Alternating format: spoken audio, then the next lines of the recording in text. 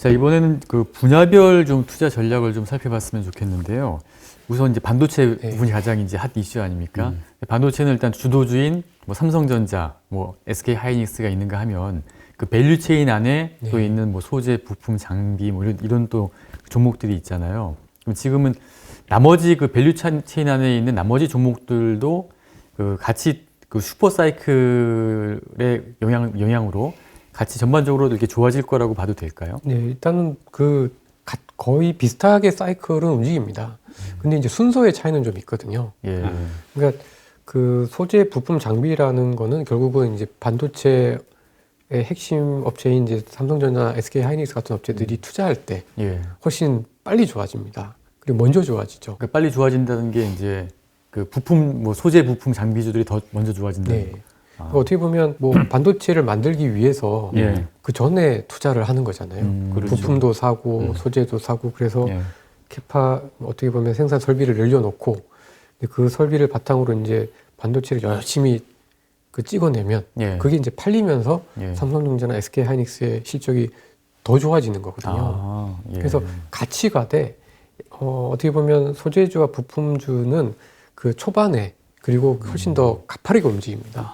이미 그럼 다 많이 반영이 됐겠네요. 올랐겠네요. 그래서 항상 보면은 1분기 때가 소재 부품주는 제일 좋은 경향들이 좀 있고요. 예. 오히려 이제 2분기 진압에서부터는 이제 업체별로 갈리죠. 예. 그러니까 IT나 테크 업체들의 투자가 계속해서 진행이 되면 꾸준히 올라가게 되는데 보통 수주가 또 연초에 막 이제 투자 계획 발표하면서 이제 기대감으로 쫙 올랐다가 예. 그 다음에는 오히려 이제 조금 둔화가 되고 예.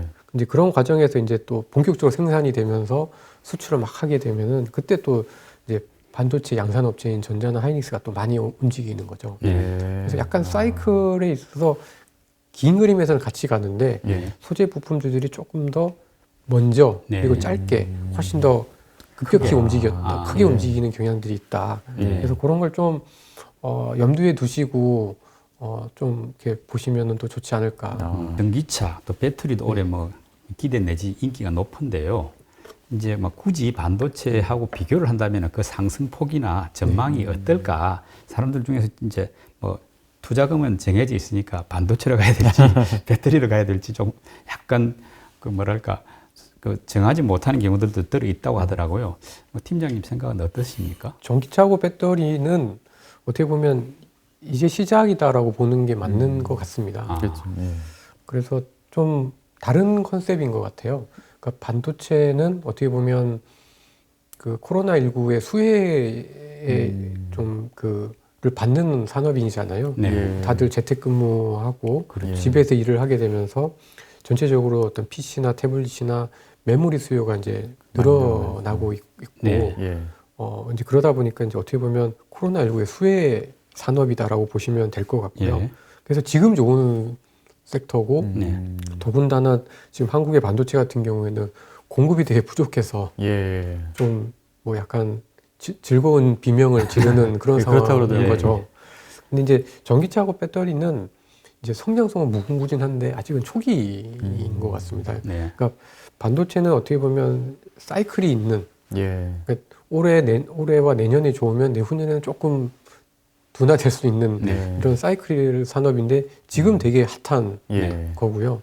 전기차하고 배터리는 앞으로 뭐 한 최소 5년에서 10년 가까이 계속 좋아질 수 있는 산업이니까 오히려 이제 전기차하고 배터리는 빠지면 산다라는 전략이 조금 더 좋지 않을까라는 생각입니다. 근데 이제 조금 최근에 이제 주가가 좀 많이 올라서 저는 막 따라가면서까지 사는 거는 아니다라는 생각이 좀 들고요. 그렇지만 전기차하고 배터리 같은 경우는 뭐 이번 주에 또 바이든 당선인이 이제 취임식을 하게 되면 뭐 가장 많이 할 얘기가 또 기후 변화, 뭐 이런 것, 친환경 이런 것들이라 뭐 저는 충분히 이제 이런 주식들은 굉장히 좀 길게 가져갈 수 있는 그러니까 너무 막 올해 2배를 벌겠다 이런 마음은 좀 버리시고 앞으로 한 3년에서 4년 꾸준히 가져가시는 게 좀 맞지 않을까 싶습니다. 또 이제 뭐 바이오 인터넷 플랫폼 이런 쪽도 작년에 뭐 BBIG를 해가지고 좋았지 않습니까? 네. 어떻습니까? 코로나 상황이 올해는 조금 이제 뭐 진정이 안 그래도 되지 않겠느냐라고 본다면은 그런 전제에서도 작년과 같은 그 정도의 어떤 그 뭐랄까 뭐 수익률이랄까 이런 걸 올릴 수 있을까? 뭐 요즘도 좀 궁금하거든요. 저는 사실 바이오가 굉장히 좀 좋게 봅니다. 개인적으로는. 예. 그러니까 이번에 그 코로나 백신이 어떻게 보면 딱 전 세계적으로 팬데믹으로 확산된 이후에 1년이 안 돼서 사실 지금 백신이 나온 거잖아요. 그렇죠. 네. 예. 그러니까 이게 그 의학의 기술이라는 게 굉장히 저는 발전을 했다라고 생각을 하고 예. 결국 핵심은 기술이 아니라 그러니까 투자와 규제였다라고 생각을 합니다. 네. 그러니까 투자와 규제. 규제가 풀어지고 투자만 받을 수만 있으면은 굉장히 많은 약들이 인류를 위해서 개발이 될 수 있다라는 거를 이번에 그 코로나19 백신이 저는 보여줬다라고 생각을 하거든요. 네. 그러니까 코로나 때문에 바이러스가 확진하면서 이제 병원에 가기 힘드니 예. 막 약에 대한 수요가 있어서 좋았던 거는 거의 다 반영이 되긴 했는데 예. 지금부터는 이제 코로나가 어느 정도 좀 진정이 되게 되면 그 다음에는 눈을 그동안 인류가 못 고쳤던 병들에 대해서 계속 이제 눈이 갈 것 같고 그거를 해결하기 위한 기술들, 약들, 방법들이 굉장히 저는 많이 나올 것 같습니다. 예. 그래서 저는 사실 뭐 인터넷 플랫폼 같은 이제 이미 이제 코로나19 이후에 이쪽 시대로 간다라는 것들도 보였지만 코로나 백신 이후에 제약 바이오 업체들도 결국은 그 굉장히 좀 크게 한번 이렇게 도약을 할 수 있을 걸로 생각을 하고 있고요. 네. 그래서 저는 되게 좀 좋게 보고 있습니다. 그 인터넷 쪽도 마찬가지로. 뭐 근데 이제 인터넷 같은 경우는 이제 좀 그 지금의 어떤 비즈니스 앞으로 이제 뭐 재택근무라든가 네. 온라인 쇼핑이라든가 이런 것들에 대한 기대가 좀 반영이 많이 되긴 했습니다. 네. 근데 이제 한국 인터넷 플랫폼 업체들한테 기대할 수 있는 거는 이제 자회사들에 대한 가치인 거죠. 아. 뭐 카카오 같은 경우는 뭐 카카오뱅크, 네. 그다음에 뭐 이제 이런 자회사들이 이제 올해 막 상장을 하게 되고 자회사들이 드디어 이제 막 수익을 내기 시작을 하고 있거든요. 네. 그동안에는 인터넷 비즈니스가 되게 그 가입자, 구독자를 늘리는 쪽으로만 가고 적자였었다고 하면 예. 이제 이게 이제 수익으로 연결이 되는 상황이기 때문에 나쁘지는 않은데 이미 이제 기대가 좀 반영이 됐고 대신에 이제 인터넷 플랫폼 업체들은 자회사의 가치를 반영하는 단계에 좀 돌아선 것 같습니다. 예. 어떻게 보면 약간 성숙기에 좀 많이 다가갔다라고 보는 거죠. 그래서 오히려 이제 바이오 같은 경우는 저는 이제 시작이다. 아. 전기차 같은 그런 쪽의 의견이고 예. 인터넷 플랫폼은 한 뭐 그 이제 언덕이 있으면은 네. 뭐 중후반 때 네. 이제 7부 능선 네, 정도. 7분 정도 온 거 아니냐 예. 이렇게 좀 판단하고 있습니다. 예. 그럼 같은 맥락에서 보면 데이터가 굉장히 중요해지고 있는데 네. 그 데이터 관련된 그런 산업 종목들도 괜찮다고 좀 볼 수 있을까요? 그럼요. 그러니까 저는 그러니까 이전에도 그 데이터가 제2의 오일이 될 거다라는 얘기들이 되게 전 세계적으로 많았었지 않습니까? 예. 그러니까 이제는 그 석유를 가지고 에너지를 가지고 뭔가를 만들어내고 움직이는 게 아니라 데이터를 가지고 이제 만들어내는 세상이 된 거고 예. 그래서 이제 자율주행 데이터가 제일 많은 테슬라가 아. 말도 안 되는 것처럼 보이는 가치에도 불구하고 예. 사람들이 이제 좀 선호를 하는 것처럼 네. 여전히 데이터를 갖고 있는 기업들 예. 그리고 데이터를 가공할 수 있는 그런 플랫폼을 갖고 있는 기업들은 굉장히 좀 파워풀하다라고 생각하고 있습니다. 전통 산업이나 뭐 이런 뭐 경기 이제 순환주 이런 쪽에서도 올해는 나쁘지 않다. 특히 이제 경기가 이제 좀 돌아서면서 그래서 뭐 BBIG를 능가할 수도 있다. 뭐 이런 이야기가 나오는데 어떤가 하면 실제로 뭐 그런 쪽에서 좀 고를 만한 주식들이 좀 보입니까? 사실 지금 그렇게 싼 주식들이 별로 없음에도 불구하고 네. 한국 주식시장에서 뭐 건설, 네. 그다음에 저는 은행 보험 그렇게 썩 좋아하지는 않습니다만은 어쨌든 엄청 싸거든요. 네. 엄청 쌉니다. 그래서 근데 이제 저는 이제 은행 보험 업종보다는 그래도 건설 업종은 올해 정부가 뭐 그 공급도 공급을 늘려야 늘린다고 되고 하니까, 예. 분양을 좀 더 늘려야 되기 때문에 네. 충분히 이제 이익이 더 좋을 것 같고 또 이제 유가도 올라가고 있기 때문에 예. 해외 수주도 좀 있을 것 같고 예. 그래서 그런 측면에서 봤을 때는 이제 아주 굴뚝주들이지만 굉장히 싼 축에 속하는 산업으로 이제 건설 같은 경우는 충분히 저희가 접근할 만하다고 네. 생각을 하고 있고요. 그리고 뭐 이제 그냥 뉴스만 말씀을 드렸는데 건설업종도 그렇고 그다음에 이제 운송업종도 그렇고 네. 그다음에 화학업종들도 그렇고요. 그러니까 이제 배터리가 없는 화학업체들도 그렇고 작년보다 올해 그러니까 그 재작년보다 작년에 코로나19의 그 위기에도 불구하고 기업들의 이익 마진이 좀 좋아졌습니다. 아. 그러니까 사실 이익 마진이 그러니까 매출 안 좋고 기업 이익은 안 좋은데 마진이 좋아졌다라는 거는 비용 관리를 되게 잘했다라는 거잖아요. 네. 그러니까 뭐 사람을 자르는 걸 수도 있고 뭐 마케팅 비용을 출장도 안 가고 이제 비용을 잘 마케팅 들였다. 비를 안 쓸 수도 있고 네. 뭐 회식을 안 했을 수도 그렇죠. 있고 뭐 그런 것도 있고. 뭐 여러 가지 이유가 있겠지만 어쨌든 비용 관리를 굉장히 잘 한다는 의미에서 보면 예. 되게 기업들이 좀 탄탄해진 것 같습니다. 부경제고 별로 볼 거 없다라고 미래에서는 없어질 수 있다라고 생각했었던 그 기업들조차도 예. 최근에 아까 말씀드렸던 건설, 그다음에 화학, 운송과 같은 기업들이 엄청 구조적으로 열심히 해서 예. 조금만 좋아지면은 되게 이익이 많이 날 수 있는 구도로 지금 바뀌고 있거든요. 네. 예. 그래서 아마 BBIG를 능가할 수도 있다. 네. 왜냐하면 BBIG는 좋다라는 걸 알고 있지만 이건 되게 장기적인 이야기고 네. 올해 이렇게 소위 말하는 턴어라운드 네.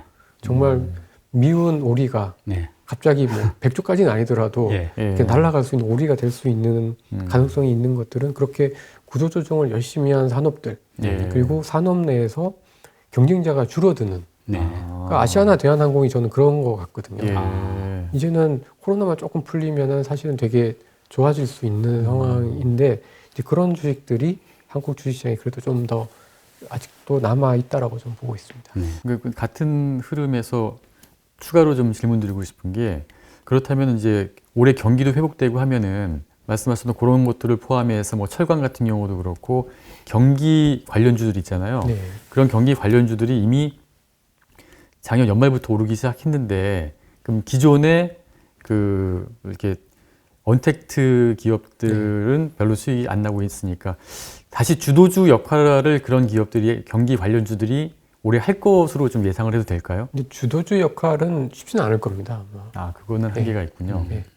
그러니까 이제 그 주도주라는 거는 이제 세상의 변화를 보여주는 기업이라고 생각을 하거든요. 네. 근데 지금 보면은 저희 한국 주식시장에서 뭐 네이버 카카오 같은 이런 인터넷 업체들도 막 올라오고 있고 LG화학, 삼성 SDI 같은 배터리 업체도 막 올라오고 있고 예, 예.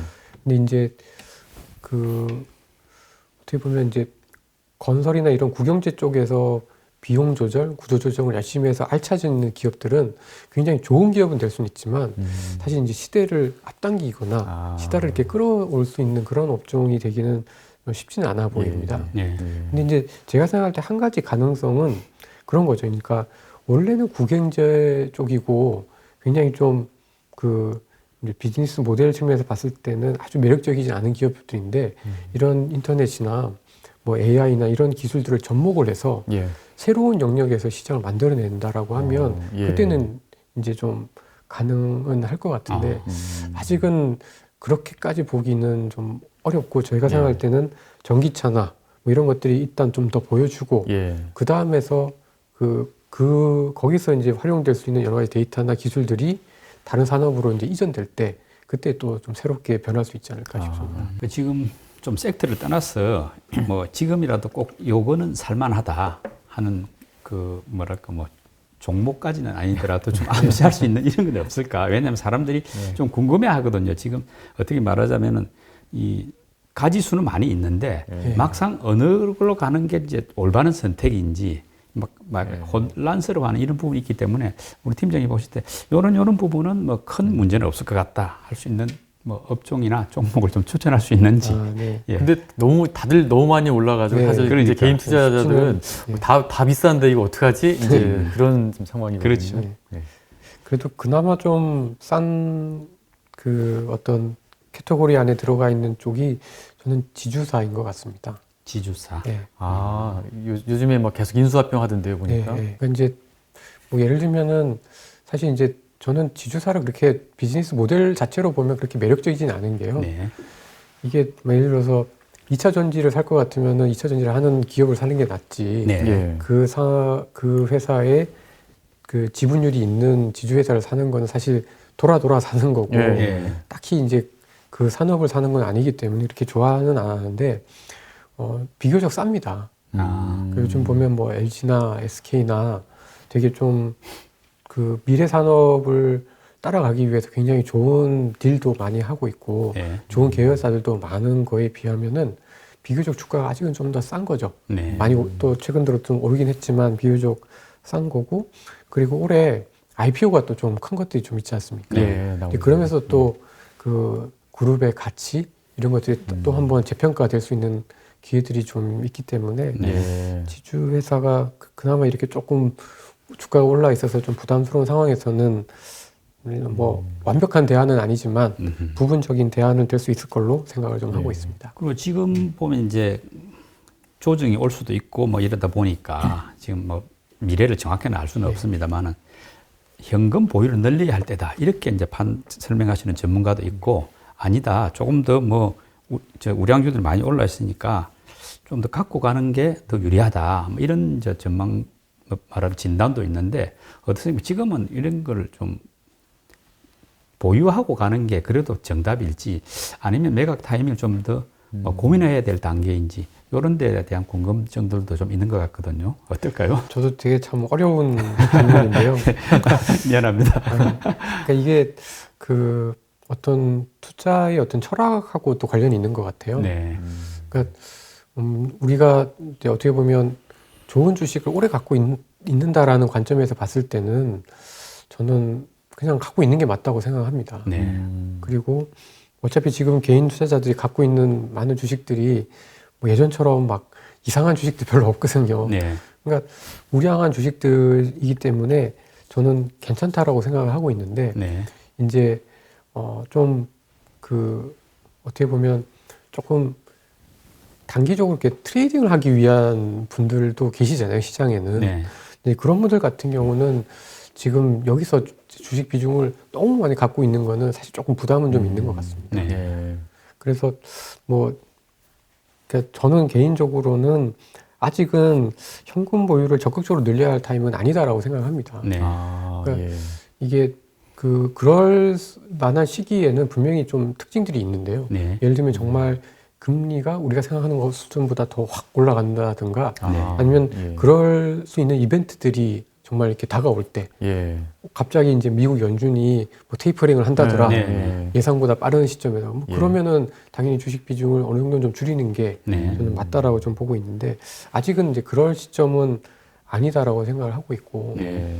그리고 이 주가가 많이 올랐지만 지금 보면은 미국 기업들도 그렇고 저희 한국 기업들도 되게 그 기업들이 현금을 굉장히 많이 갖고 있습니다. 네. 그러니까 한국 같은 경우에는 그 지난 3분기까지 그 기업 부채가 한 19% 늘었거든요. 네. 근데 현금도 한 19% 늘었습니다. 그러니까 부채를 조달을 했어요. 네. 근데 그거를 다 현금으로 쌓아놓고 있는 겁니다. 네. 그 미래에 대해서 두려우니까요. 예. 근데 지금 코로나 때문에 아무것도 못 하고 있는데 예.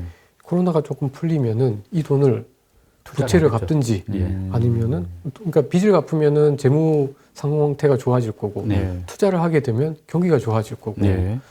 M&A를 하면 그 산업 내에서 경쟁력이 높아질 거고 예. 근데 이럴 수 있는 여지들이 굉장히 크다라는 거죠. 네. 그러니까 저는 올해는 분명히 이제 기업의 이익을 굉장히 빠르게 이미 반영한 측면들이 좀 있긴 하지만 예. 이게 과연 끝일까? 기업들이 갖고 있는 현금의 어떤 레벨 그리고 앞으로도 그 코로나 이후에도 어쨌든 기업들과 세상이 돌아간다라고 보면 네.